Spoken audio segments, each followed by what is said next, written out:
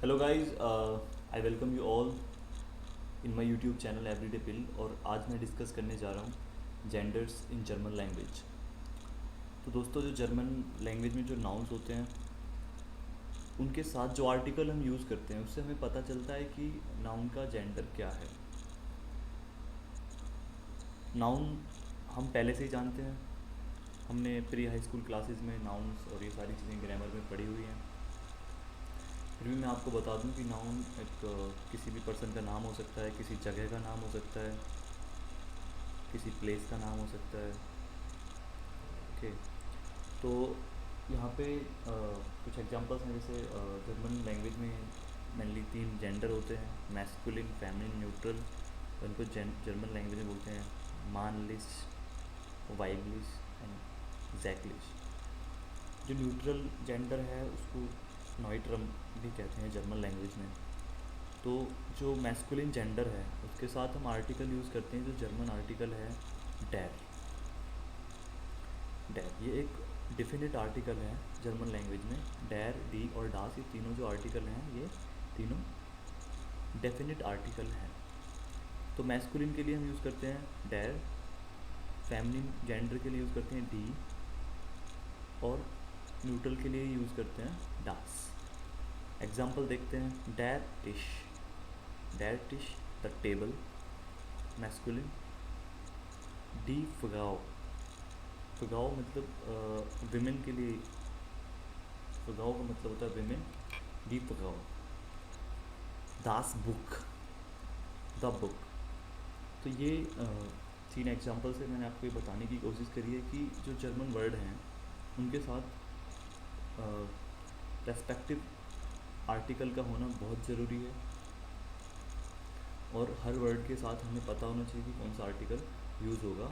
Friends, there are some rules to find out the gender of German noun. तो जो German noun है उनका gender find out करने के लिए हमारे पास कुछ रूल्स हैं। तो हम उन रूल्स को देखते हैं और कोशिश करते हैं उनको मेमोराइज़ करने की। मेमोराइज़ कर लेने चाहिए, काफ़ी हेल्पफुल रहेंगे वो आगे आपके लिए। तो डैर आर्टिकल जो कि मैस्कुलिन नाउन्स के लिए यूज़ होता है, तो ये कहाँ कहाँ यूज़ होगा? फीचर्स एंड एग्जाम्पल, ये आप टेबल में देख पा रहे हैं। For male people, for example इसका डैर मान, डैर प्रेसिडेंट। तो व्यक्ति के लिए या प्रेसिडेंट जो कि एक मेल है उसके लिए आप यूज़ करोगे डैर। And the seasons of the year, जो एक साल में जितनी भी सीजन आते हैं, ऋतु आती हैं, उनके लिए आप डैर यूज़ करोगे। ओके, डैर फ्रूलिंग, डैर जोमर समर, डैर फ्रूलिंग मीन्स स्प्रिंग, डैर जोमर मीन्स समर, डैर हैप्स्ट मीन्स ऑटम, डैर विंटर फॉर विंटर, सर्दियों के लिए। बट इसमें एक एक्सेप्शन है कि दास फ्रू यार है, तो ये इसका मतलब भी स्प्रिंग ही होता है। एक ये भी सीजन को एक्सप्रेस कर रहा है वर्ड। बट यहाँ पे आपको दास यूज़ करना है, आपको न्यूट्रल जेंडर का जो आर्टिकल है वो यूज़ करना है। तो ये एक्सेप्शन भी आपको याद रखना है। ओके, फिर है डेज़ एंड मंथ्स। तो डेज़ और मंथ्स के लिए भी आप मैस्कुलिन जेंडर आप इनको मानेंगे और मैस्कुलिन जेंडर का जो आर्टिकल है डैर यूज़ करेंगे। जैसे डैर मॉन्टाग यानी मंडे, डैर डाइंसटाग यानी ट्यूसडे, डैर मिड वॉक means week, mid week. And the months डैर जनवरी, डैर फेब्रुआर, डैर मार्च, डैर अप्रैल। तो ये जो मंथ के नाम है जनवरी, फरवरी, मार्च और अप्रैल, में थोड़ा प्रोनाउंसिएशन थोड़ा डिफरेंट है जर्मन लैंग्वेज में। तो नेक्स्ट वीडियो में प्रोनाउंसिएशन पे भी बनाने वाला हूँ, कैसे प्रोनाउंस करना है वर्ड्स को। तो डेज़ और मंथ्स के लिए भी हम मैस्कुलिन जेंडर आर्टिकल यूज़ करेंगे डैर। टाइप्स ऑफ प्रेसिपिटेशन, तो जो भी मतलब मौसम विभाग की जो भविष्यवाणियाँ हैं या फिर उनसे रिलेटेड जो टर्म है, जैसे कि रेनिंग, डैर रीगन, तो ये जो है ये बारिश के लिए है। जो आर है इसको हम थोड़ा इसको प्रोनाउंस करते हैं ऐसे थोड़ी थ्रोट से साउंड आती है आर की। तो डेर सिनी, सिनी मीन्स सिनो, डेर हागल, डेर सॉर, शायर। जो सॉयर है, शायर है, इसको इसका मतलब होता है सोवर। सोवर मीन्स हल्की हल्की बूंदें। फिर अगला है नाउन दैट एंड्स इन लिंग, जिन नाउन्स के एंड। ओके, तो एग्जांपल में आप देख रहे हो कि डैर श्मेटरलिंग, इसका मतलब होता है कि बटरफ्लाई। बट बटरफ्लाई तो एक मतलब फेमिनिन वो है अगर हम इंग्लिश के हिसाब से देखें। बट यहाँ पे हमें वर्ड की एंडिंग पे ध्यान देना है। जर्मन नाउन्स का जो एंडिंग जो लेटर्स हैं LING। And the next is डेर लैरिंग, लेरलिंग। लेरलिंग मीन्स होता है कि टीचिंग तरीके से। And the noun that ends in ICH, इश और IG, इक। एग्जाम्पल दिया हुआ है डेर टैपिश, डेर हॉनिक। टैपिश मीन्स होता है कारपेट, हॉनिक मीन्स होता है हनी। तो हनी यानी शहद, और ये जो दो वर्ड है तो एंडिंग पे भी हमें ध्यान देना है। And noun made from words without EN। So noun है जैसे कि डेर लाउफ, डेर लाउफ। लाउफ मीन्स होता है दौड़, रन। दौड़ना एक अलग चीज़ है और रन एक यानी दौड़ यानी रेस एक अलग चीज़ है। जो रेस वर्ड है वो एक नाउन है। तो ऐसी डेर लाउफ मीन्स दौड़, ये नाउन हो गया। ये वर्ब से बना है लाउफिन। लाउफिन का मतलब होता है टू रन, दौड़ना। एक है डेर सिट, डेर जित्सिन। जित्सिन मीन्स होता है कि बैठना, टू सिट। बट डेर जित्स, इसका मतलब होता है सिट, सीट, और यू कैन से। तो ये कुछ रूल्स हैं डेर के लिए। आई होप आप इन्हें मेमोराइज़ कर लें। आगे एक्सरसाइज में हम इन सभी रूल्स का यूज़ करके आर्टिकल फिल करेंगे।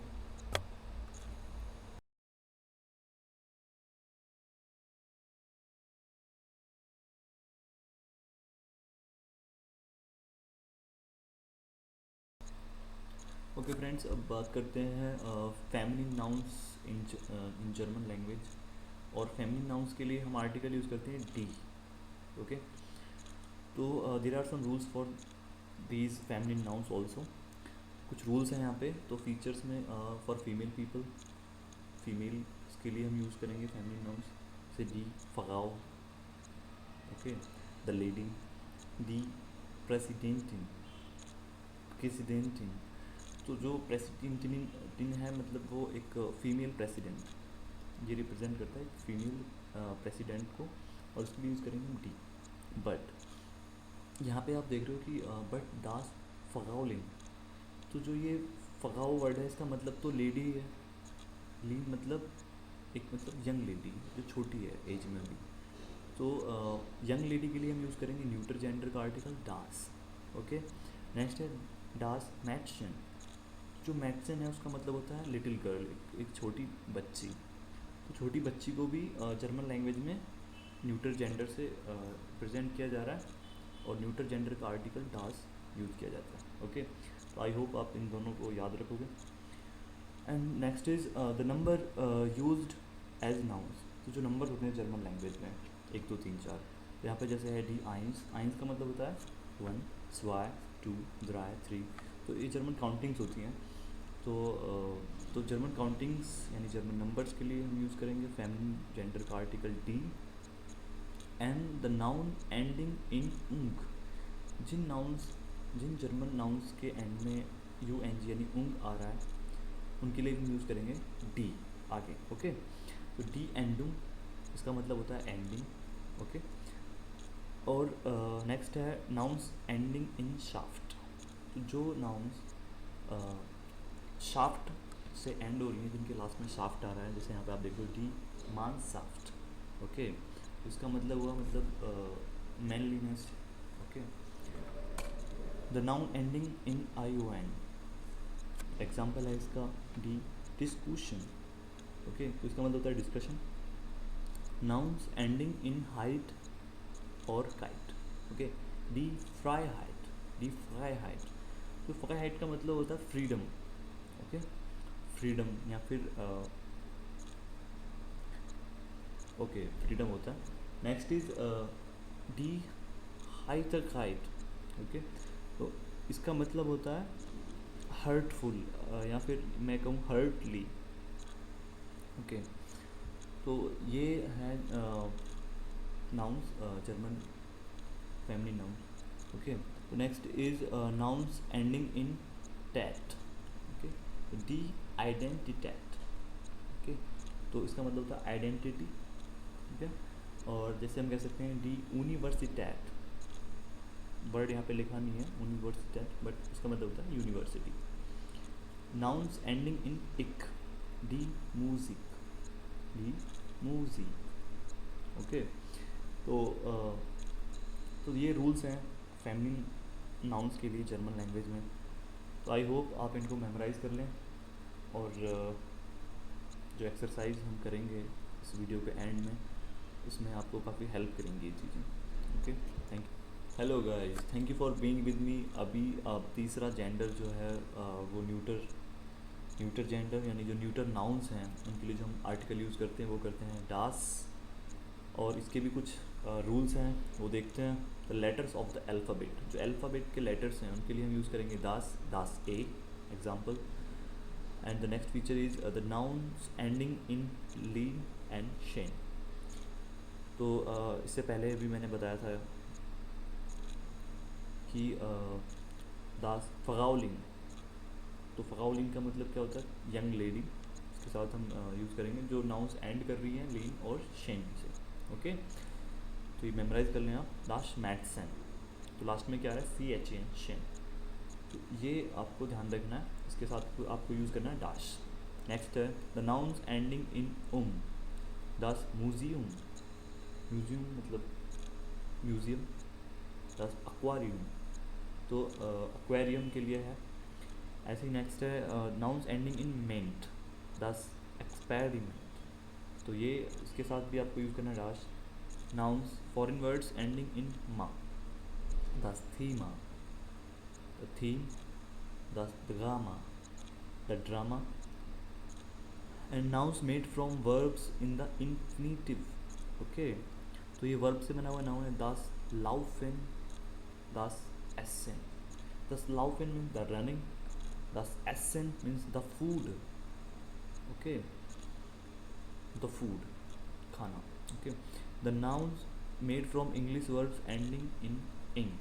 तो जो इंग्लिश वर्ड हैं उनसे बने हुए नाउन और जिनके लास्ट में आईएनजी आ रहा है वो आपको ध्यान रखना है।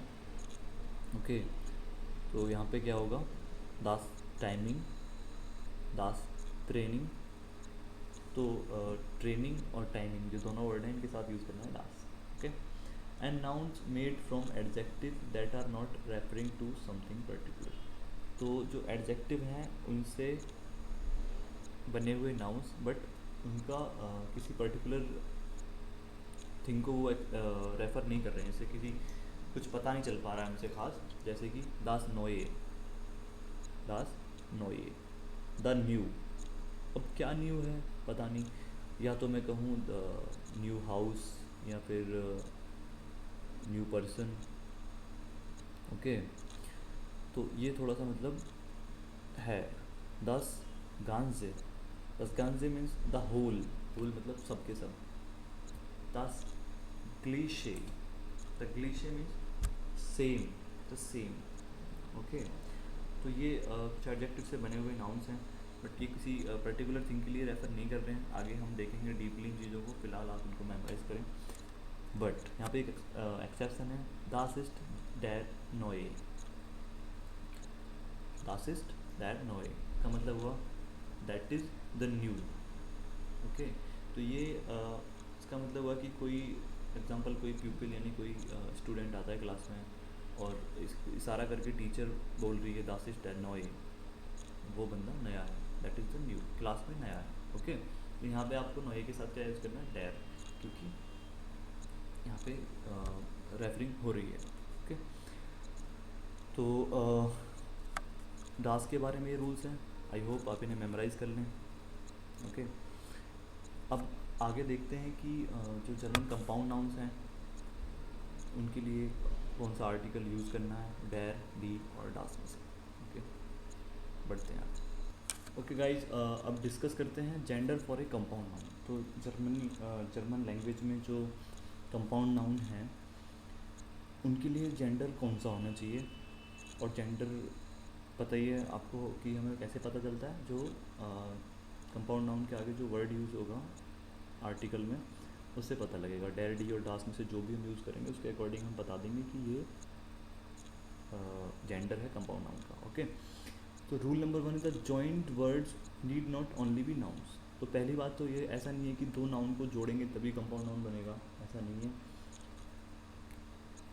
But while the final element of A compound noun must be a noun. Okay, आप दो नाउन को जोड़े ना जोड़ें, भले ही चाहें एक नाउन को जोड़ें दूसरा वर्ड कुछ भी हो, बट जो दोनों का फाइनल जो कॉम्बिनेशन है वो एक नाउन होना चाहिए। पहली कंडीशन तो ये है। And the first element can be an adjective, an adverb, a verb और वर्ब स्टेम और ए प्रपोजिशन। तो जो फर्स्ट एलिमेंट है वो एडजेक्टिव भी हो सकता है, एडवर्ब भी हो सकता है, वर्ब भी हो सकता है, वर्ब स्टेम और अ प्रपोजिशन। तो दोस्तों एडजेक्टिव क्या होता है मैं आपको बता देता हूँ। एडजेक्टिव वो होता है जिससे हमें किसी भी जहाँ पे एडजेक्टिव यूज़ हो रहा होता है उससे पता चलता है कि क्या विशेषता है सब्जेक्ट की। जैसे मैं कहूँ द डॉग इज़ ब्लैक, कुत्ता काला है, तो कुत्ता कैसा है, काला है। ओके, तो ब्लैक वर्ड से पता चल रहा है उसकी क्या विशेषता है। ओके, या मैं कहूँ कि Raju is honest, Raju is an honest person, Raju एक ईमानदार व्यक्ति है। तो राजू कैसा है, ईमानदार व्यक्ति, ऑनेस्ट पर्सन। तो जो ऑनेस्ट वर्ड है वो भी यहाँ पे क्या हो गया, एडजेक्टिव हो गया, क्योंकि विशेषता पता लग रही है। ऐसे ही एन एडवर्ब, एडवर्ब क्या होता है कि जो वर्ब की विशेषता बताता है। वर्ब जो सारे एक्शन हम करते हैं, जैसे मैं कहूँ एक रन, भागना, ठीक है, लेकिन मैं कहूँ रन फास्टली, रन भागो बट फास्टली बहुत तेज़ी से, या स्विफ्टली काफ़ी तेज़ी से। तो रन तो एक एक्शन हो गया यानी वर्ब है, बट उसको और मॉडिफाई कर दिया हमने, उसके पीछे लगा के एक वर्ड फास्टली। तो वो जो फास्टली वर्ड जो हमने लगाया, जो मैनर, किस तरीके से हमें भागना है, वो जो मैनर है उसको कहते हैं हम एडवर्ब, जो उस मैनर को रिप्रेजेंट कर रहा है वर्ड। ओके, प्रपोजिशन, प्रपोजिशन आपको पता ही है, ऑफ, एट, फॉर, बहुत सारे वर्ड्स हैं, तो ये आपने मतलब pre high school grammar classes में पढ़े होंगे इंग्लिश में। ओके, चलो मैं अब gender for a compound noun इसी टॉपिक पे आता हूँ। बाइस्पील, बाइस्पील का मतलब होता है एग्जाम्पल। तो कुछ एग्जाम्पल यहाँ पे दे रखे हैं मैंने। डी बनेनन प्लस दास बिगॉट, दास बगॉट। तो ये बनाना और बगॉट, बगॉट मीन्स होता है ब्रेड, बनाना माने केला। ओके, तो यहाँ पे क्या है कि जो फर्स्ट वर्ड है उसका जो आर्टिकल है वो है डी, सेकंड वर्ड का आर्टिकल है डास। जब इन दोनों को मैं कंबाइन कर रहा हूँ तो बन रहा है डास बानेनन बगॉट। तो ये जो लास्ट में जो वर्ड होगा, जो भी कॉम्बिनेशन में जो लास्ट में है उसका जो आर्टिकल है उसको हमें ध्यान में रखना है, और उसी के थ्रू सारे मतलब आर्टिकल हमें डिफाइन करने हैं। जैसे यहाँ पे लास्ट में था दास बिगॉट, तो जो फाइनल वर्ड बना उसके आगे जो आर्टिकल लगा है वो दास ही लगा है। ओके, ऐसी नेक्स्ट है दास यार है plus S plus D site. Okay, तो डी यार एस साइट, इसका मतलब होता है द सीज़न।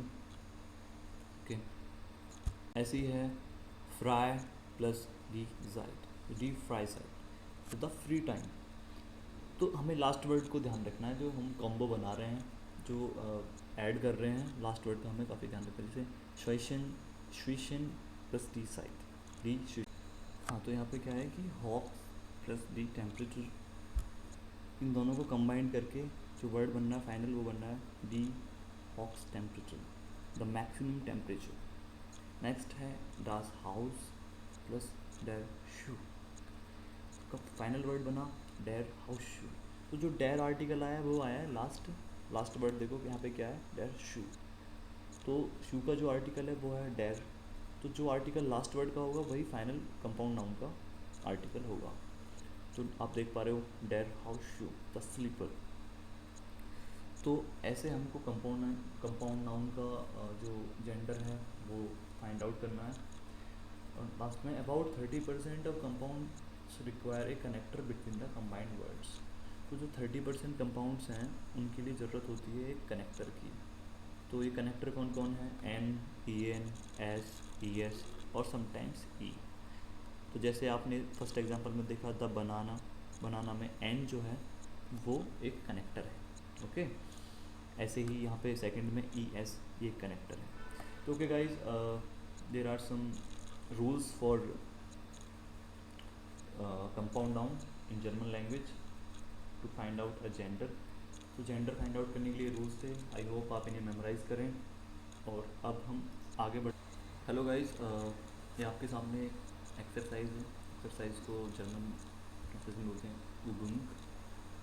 तो इसमें हमें जो वर्ड्स, जो जर्मन नाउन्स हैं, जो नाउन्स हैं, उनको हमें कंबाइन करना है उनके रेस्पेक्टिव आर्टिकल के साथ में, डेर, डी या फिर डास। कोई भी एक आर्टिकल हमें इनके आगे यूज़ करना है। तो पहला जो हाउस वर्ड है उसके साथ जो आर्टिकल लगेगा वो लगेगा डास। अब जो सेकंड वर्ड है वो है आटो, आटो के साथ भी लगेगा डास। फिर थर्ड है कार्ड से, कार्ड से मीन्स कैट, द कैट, तो कैट के लिए लगेगा डी। ओके, फोर्थ है Hund, Hund means dog, dog के लिए लगेगा डेर। नेक्स्ट वर्ड है शगांक, इसका मतलब होता है क्लोजेट। शगांक के लिए लगेगा आर्टिकल डेर। फिर है डिश, इसके लिए लगेगा आर्टिकल डेर, क्योंकि मैंने आपको बताया था जिनके लास्ट में आई सी एच इस साउंड आ रहा है तो उसके लिए लगेगा डेर। फिर है कैशल, जिशल, जिशल मीन्स आर्म चेयर, कुर्सी, इसके लिए लगेगा डेर। फिर है लैम्पे, लैम्पे मीन्स इसके लिए लगेगा डी। और गाइस एक और इम्पॉर्टेंट बात, जो वर्ड जिनके लास्ट में ई आर एंडिंग हो रही है उसके साथ में डेर लगाना है हमें, और जिनके लास्ट में ई है वहाँ पे 70% केसेस में हमको डी आर्टिकल यूज़ करना होता है। नेक्स्ट है बुक, बुक, बुक के लिए मैंने यूज़ किया डास, डास बुक। फिर है नेक्स्ट है ठशे, तो इसके लिए यूज़ होगा डी। ठशे का मतलब होता है, ठशे का मतलब होता है कप। फिर है ग्लास, डास ग्लास। ओके, फिर 12 पे है टेलर, टेलर, टेलर का मतलब होता है प्लेट। ओके, तो इनके लिए तो फ्रेंड जो 13 है वेश, वेश का इंग्लिश में भी मतलब होता है वेश ही, और इसके लिए आर्टिकल यूज़ होगा डी। 14 पे है फ्लासे। तो आप एक चीज़ आप नोट करें कि जो जर्मन वर्ड है वहाँ पे अगर 70% केसेस में यदि उनके लास्ट में ई आ रहा है, ई के साथ एंडिंग है, तो वहाँ पे आपको 70% केसेस में आपको डी आर्टिकल यूज़ करना पड़ेगा। तो दोनों 13 और 14 में डी आएगा। फ्लासे का मतलब होता है बॉटल। ओके, फिर है गीगल, ये जो है 15 पे गीगल का मतलब होता है सेल्फ, जो अलमीरा में सेल्फ होती है अलमारी में, इसके लिए यूज़ होगा डास। 16 पे हैंडी, हैंडी यूज़ होता है मोबाइल फ़ोन के लिए, हैंडी, दास हैंडी, इसके लिए भी क्या यूज़ होगा डास। फिर है कंप्यूटर, कंप्यूटर, जो कंप्यूटर है उस वर्ड के लिए इसमें लास्ट में ई आर एंडिंग आ रही है। ठीक है, तो ई आर एंडिंग जहाँ भी हो वहाँ पे आपको यूज़ करना पड़ेगा डैर। फिर है फ़ोटो, दास फोटो। 19 पे आपका है बाउम, बाउम का मतलब होता है ट्री, इसके लिए आएगा डैर। फिर 20 पे है खलासे, इसका मतलब होता है क्लास। 21 में है किंड, किंड मीन्स मतलब एक बच्चा, छोटा बच्चा, चाइल्ड, तो दास किंड, इसके लिए आर्टिकल यूज होगा डास। 22 में है गूगल स्ट्रेबल, गूगल स्ट्रेबल मीन्स बॉल पॉइंट पेन, इसके लिए यूज़ होगा डैर, क्योंकि इसमें लास्ट में एंडिंग क्या है ई आर। ओके, तो मैंने बताया अगर लास्ट में ई है तो मोस्टली आपको डी यूज़ करना है, और अगर ई आर है तो डैर यूज़ करना है। तो यहाँ पे क्या आएगा डैर। 23 गार्डन, गार्डन के लिए आपको यूज़ करना पड़ेगा डैर, गार्डन मीन्स गार्डन, बगीचा। 24 गीगन, गीगन मीन्स रेनिंग। ओके, तो अगर मैंने बताया था आपको सीजन्स के बारे में, अगर बोला जाए तो क्या यूज़ होगा मैस्कुलिन जेंडर डैर। फिर क्या है जोने, लास्ट में एंडिंग है ई, तो जोने का मतलब होता है सन, तो इसके लिए क्या आएगा डी। ओके, ये थी मतलब एक्सरसाइज, एक बेसिक एक्सरसाइज जेंडर्स को लेकर। और कैसे हमको डायरिटी और डास तीनों आर्टिकल्स को अलग अलग जगह पे यूज़ करना है। तो इसके अलावा